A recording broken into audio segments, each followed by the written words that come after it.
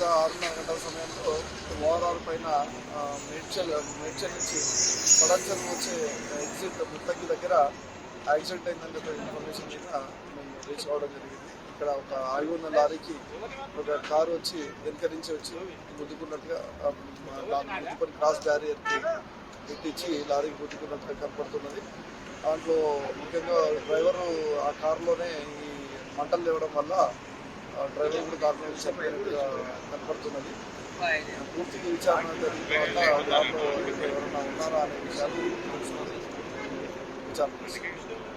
అంటే ఎక్కడి నుంచి ఎక్కడికి వెళ్తుంది కారు? కారు ఇప్పుడు అయితే మేడ్చల్ వైపు నుంచి పడంచెరు వైపుగా వస్తున్నట్టుగా తెలుస్తున్నది. అది ఎంతమంది ఉన్నారు, ఎక్కడి నుంచి ఎక్కడికి వెళ్తున్నది అనేది విచారణ బాగానే తెలుస్తుంది.